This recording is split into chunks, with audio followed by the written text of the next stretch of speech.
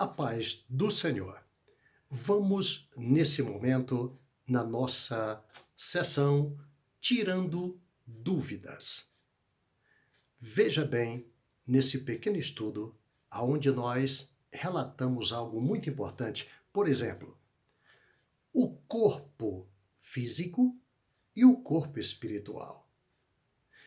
Existem muitas pessoas me perguntando, pastor, quando nós morremos, nós dormimos e não entendemos nada que se passa mais? Estamos inertes. E, na verdade, isso é uma doutrina maligna contra a verdadeira doutrina exposta na palavra de Deus. Quem trata com leviandade essa doutrina, que está na palavra de Deus, é alguém contrário a Deus. E é quando você pode discernir o Espírito de Cristo e o Espírito do Anticristo. Afirmar que nós, quando morremos, dormimos, paramos de existir, é uma grande mentira. É uma estratégia de Satanás. Vou lhe dizer por quê. O nosso estudo hoje, para discernirmos isso, está contido em 1 Coríntios, capítulo de número 15 e o versículo 44, aonde o apóstolo Paulo diz o seguinte: semeia-se corpo animal, ressuscitará corpo espiritual. Se há corpo animal, há também corpo espiritual. Então veja que Paulo está citando dois corpos. E se no corpo animal nós temos os nossos 5 sentidos, certamente no corpo espiritual também há. E isso nós vamos ver agora. Preste bem atenção. Eu não posso basear uma doutrina simplesmente em 1 ou 2 versículos bíblicos. Pela boca de 2 ou 3 testemunhas, toda a palavra será confirmada, diz a palavra de Deus. Então vamos começar, por exemplo, uma doutrina que é usada em partida de Eclesiastes 9:4 a seguir, onde está registrado: ora, para os que se acompanham com todos vivos, há esperança, porque melhor é o cão vivo do que o leão morto. E diz o versículo 5, porque os vivos sabem que hão de morrer, mas os mortos não sabem coisa nenhuma, nem tampouco eles têm jamais recompensa da sua memória, ficou entregue ao esquecimento. Até o seu amor, o seu ódio, a sua inveja já pereceram, e já não tem parte alguma neste século, nem coisa alguma do que se faz debaixo do sol. Muito bem, essa palavra debaixo do sol, ela aparece no livro de Eclesiastes simplesmente por cerca de 29 vezes. Debaixo do céu, ela se apresenta apenas 3 vezes. E a última delas está exatamente no capítulo 3, no verso 1, onde diz que há um tempo a cada propósito debaixo do céu. Porém, aqui ela aparece 29 vezes. Mas preste bem atenção. Ele está falando debaixo do sol, para os viventes. Ele não está falando de outras áreas. E quando diz que a sua memória está ao esquecimento, ele está falando da lembrança que nós temos dos mortos, e não dos mortos têm para nós. Leia com atenção, procure em outras versões, procure também em outras línguas, procure também lá no hebraico masorético, se você precisar, você vai constatar que ele está falando da memória que nós vivos temos dos mortos e não dos mortos para com os vivos. Ok? É tanto que nós vamos descobrir já. Os mortos sabem muito bem, eles não podem saber o que se passa debaixo do sol. Eles não sabem mais. Está vedado a eles saberem, ouvirem até aqui, ou se deslocarem do lugar onde eles estão. Porém, eles sabem tudo e lembram de tudo que se passou, tá? E sabem o perigo que corre os que estão vivos aqui na Terra. Porque cada um sabe o lugar onde está. Quem está no inferno não quer que quem esteja aqui vá para lá. E quem está no paraíso gostaria que os que estão aqui, seus parentes, amigos, vão também para lá. Nós vamos já descobrir isso agora. Veja bem que essa doutrina maligna é por falta de entendimento e também o espírito do engano trabalhando nessas pessoas que carregam essas doutrinas que prejudicam a mente e o conhecimento daqueles que buscam a verdade.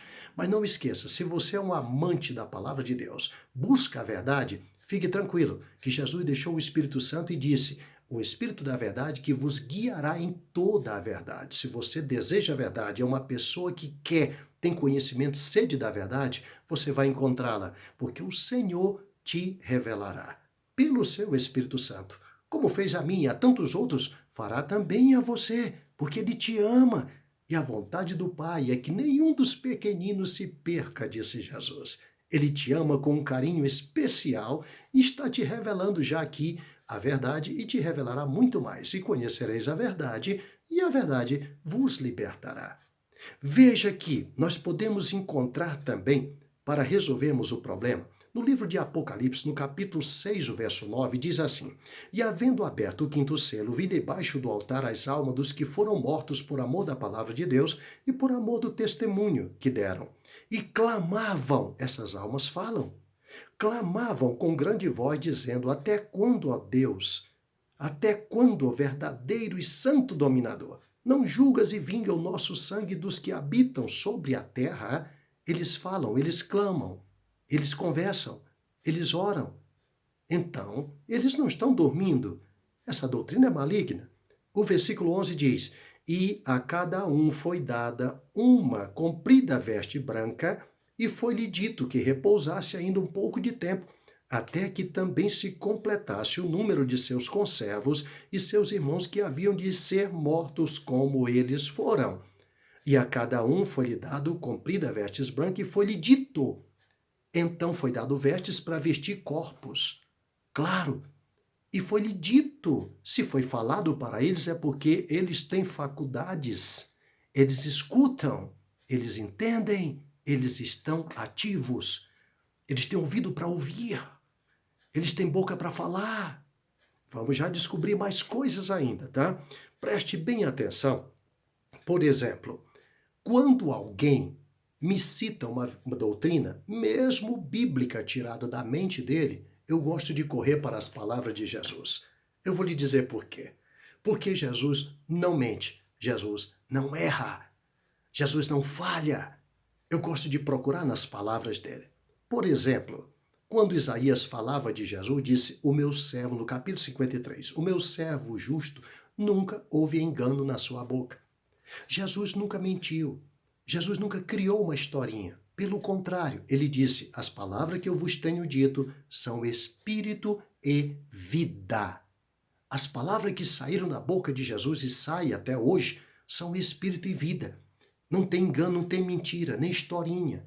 E os detentores dessas doutrinas malignas costumam dizer que Jesus contava parábolas. As parábolas de Jesus são vivas. As palavras de Jesus não são uma história inventada. As suas parábolas são coisas que existiram, existentes. Todas elas. Inclusive a do rico e Lázaro, que nós vamos já citar. São parábolas que ele viu. Por exemplo, quando você lê Mateus 23:35, Jesus diz assim: para que sobre vós caia todo o sangue justo que foi derramado sobre a terra, desde o sangue de Abel, o justo, até o sangue de Zacarias, filho de Baraquias, que mataste entre o santuário e o altar. O que quer dizer isso?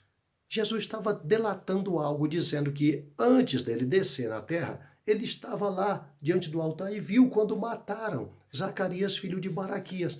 Ele é a testemunha fiel. E lá de cima ele testemunhava as coisas aqui embaixo. Quando ele desceu, disse o que o salmista avisou: abrirei minha boca em parábolas, proporei símiles, coisas ocultas desde a fundação do mundo. Desde o início desse tempo, Jesus sabia, via tudo acontecendo. Quando ele desceu, ele entregou. E aqui ele estava entregando algo. E aí é quando ele conta essa linda parábola. Veja bem, ele diz: ora, Lucas capítulo 16, verso 19 a seguir. Ele diz: ora, havia um homem rico, e vestia-se de púrpura e de linho finíssimo, e vivia todos os dias regalado e esplendidamente. Havia também um certo mendigo, chamado Lázaro, que jazia cheio de chaga à porta daquele, disse Jesus. Então ele diz, versículo 21, e desejava alimentar-se com as migalhas que caía da mesa do rico, e os próprios cães lhe vinham lamber-lhes as chagas. E aconteceu que o mendigo morreu, e foi levado pelos anjos para o seio de Abraão, e morreu também o rico, e foi sepultado. Agora Jesus vira a página desse tempo, dessa época, e vai para o outro lado, para o outro mundo. Ele estava falando aqui de um corpo físico que tinha esse mendigo e que tinha esse rico. Como se vestia, como se alimentava, como vivia. Era corpos físicos. Mas agora ele vai falar de corpos espirituais, aqueles que Paulo citou. Ele vai falar deles agora, veja. Então, como se ele virasse uma página. Ele diz assim: e aconteceu que o mendigo morreu e foi levado pelos anjos para o seio de Abraão. Um vai para um lado e o outro para o outro. E, veja bem, morreu também o rico e foi sepultado. Versículo 23. E no Hades, no Hades, o Hades é a tradução da palavra inferno. É uma tradução grega. E no Hades, olha só, e no Hades, ergueu os olhos, estando em tormentos. Como é que se pode atormentar? É sentimento. Então, quem sente tormento, quem sente dor, quem sente amargura, quem sente dores físicas, é quem tem tato. Então, isso quer dizer que é um corpo espiritual, o qual tem visão, audição, tato, paladar e olfato. A Bíblia nos diz que quando os jovens foram lançados na fornalha, não havia nem cheiro de queimado nas suas vestes. Diz a Bíblia. Então, quando o fogo queima, sobe cheiro. Aqui não saía cheiro. Veja bem agora o que vai dizer. E chamando Abraão, ele ergueu os olhos em tormento e viu ao longe Abraão e Lázaro no seu seio. Abraão e Lázaro. Então ele disse o que? Estava em tormento. Versículo 24. E chamando um pelo outro, disse: Abraão, olha, Abraão, meu pai, tem misericórdia de mim e manda que Lázaro lhe molhe a ponta do dedo e me refresque a língua, porque estou atormentado nessa chama. Ele pediu socorro a Abraão, ele falou. E o pior não é isso, o mais engraçado é que Abraão ouviu. Como é que alguém pode estar dormindo num estado desse, inerte? Jesus contou isso. Jesus não estava mentindo nem criando uma historinha com Abraão. Jesus, na noite da transfiguração, ele trouxe consigo, ele trouxe realmente, ele não fez uma brincadeira. Ele trouxe Elias e trouxe Moisés. E conversavam no monte. Ele não precisa criar uma historinha, passar um filminho, ele não precisa disso. Não, ele é a verdade. Tudo de Jesus é palpável, é verdade.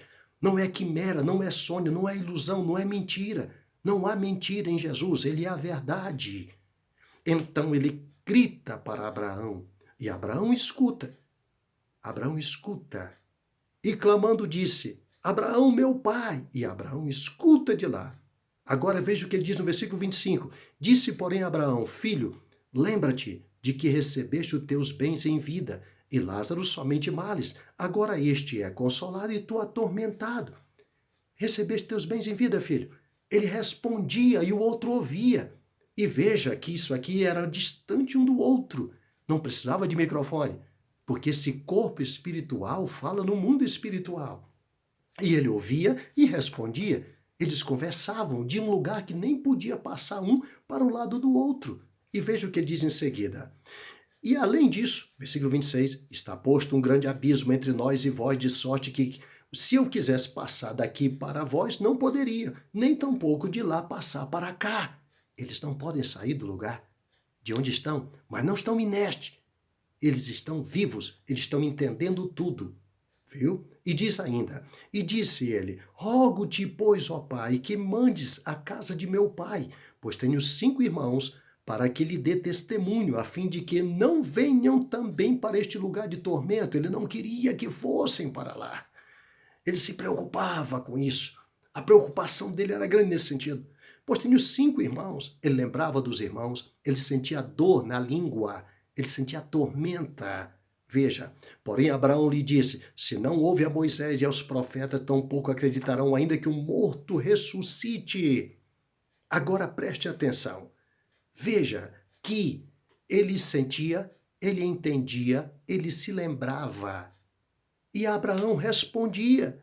E Abraão ainda citava que o outro teve bens e esse agora só tinha males. Mostrava a diferença de um para o outro, um sendo atormentado e o outro sendo consolado. E esses corpos ativos, sentindo, falando, ouvindo, querido, interagindo um com o outro, isso aqui não é lugar de dormir. Mortos não estão dormindo. Os mortos estão ativos em seu lugar de tormento ou no seu lugar de gozo e alegria que Jesus preparou para nós. Porém, para encerrarmos, para você ter uma certeza melhor, eu gostaria de citar ainda uma palavra de Jesus. Em Mateus 10, 28, onde ele diz assim: E não temais os que matam o corpo e não podem matar a alma. Temei antes aquele que pode fazer perecer no inferno a alma e o corpo. Eu gostaria de dizer para você que o corpo e a alma, eles estão juntos como uma luva numa mão. Então, o teu corpo hoje é simplesmente uma luva e a tua alma é a tua mão. Se a tua alma não estiver na luva, o corpo não se movimenta. Então é exatamente a mão na luva que faz a alma e o corpo. Jesus disse que pode fazer os dois. Por isso, os homens aqui matam apenas a luva, mas a mão não. E o sentimento todo está na mão, o tato está na mão. As atitudes são feitas com a mão. Todos teremos que comparecer perante o tribunal de Cristo para prestar conta daquilo que fizemos através do corpo, quer mal, quer bom. Nós temos 2 pares de ouvidos, nós temos 2 bocas, nós temos 2 pares de olhos, nós temos também 2 narizes, nós temos um corpo físico que tem tato, sentimento, sente aonde tocar. É tanto que Jesus falou de não ser lançado com os 2 pés no inferno, ou não ser lançado com as 2 mãos, ou não ser lançado com os 2 olhos. Ele diz, corta se precisar. As 2 primeiras colocações ele fala, entrares na vida. A última ele fala, para entrares no reino de Deus. Então ele diz, para que é melhor tu entrar no reino, sem um dos membros, porque lá tem os 2, querido. Só cai aqui um dedo da luva, mas a mão vai inteira para lá. Ele diz ainda no Evangelho de São Marcos, no versículo 44 do capítulo 9, diz, onde o seu bicho não morre e o fogo não se apaga. No 46 do capítulo 9, onde o seu bicho não morre e o fogo nunca se apaga. No 48 do capítulo 9, de Marcos, onde o seu bicho não morre e o seu fogo nunca se apaga. Então, lá do outro lado, tem fogo que queima, o corpo espiritual.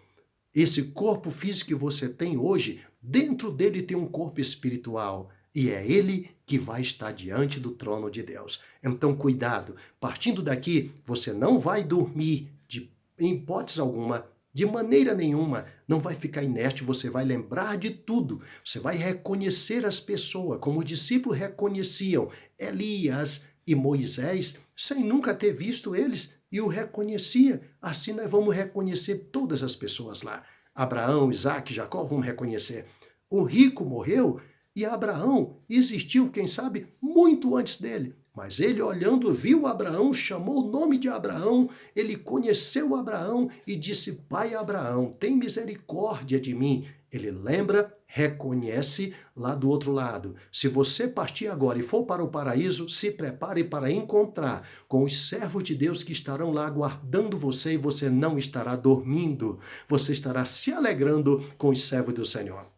Vigie, porque se partir para o inferno, vai encontrar e reconhecer todos os malignos que desceram antes, desde Caim, Hitler, todos eles estão lá aguardando, eles estão no mesmo tormento e você vai reconhecê-los chegando lá. Vai reconhecer Judas, vai reconhecer todos esses malignos também. Portanto, eu recomendo que o corpo espiritual seja preservado, como disse Paulo, sede santo em toda maneira de viver, espírito, alma e corpo, porque ambos estão juntos agora. Porém, você terá apenas o corpo espiritual e ele vai se alegrar com as coisas espirituais. Jesus disse bem claro, ao que vencer, Eu darei a comer do maná escondido. Você vai comer com o quê? Com boca? Sim. Você vai ter o quê? Estômago para por dentro? Sim, mas espiritual. Você vai ter língua? Sim. O Lázaro tinha língua e o rico também tinha. Eles falavam com Abraão e ele queria que refrescasse a língua. Então essa mesma sua língua vai sentir o sabor do que Jesus tem preparado para você. Prepare-se, porque será maravilhoso. Você não estará inerte. Você abraçará Jesus, se alegrará com Jesus, agradecerá Jesus, lembrará do sacrifício dele na cruz e lembrará também que um dia ele te escolheu para te salvar. Deus te abençoe, em nome de Jesus.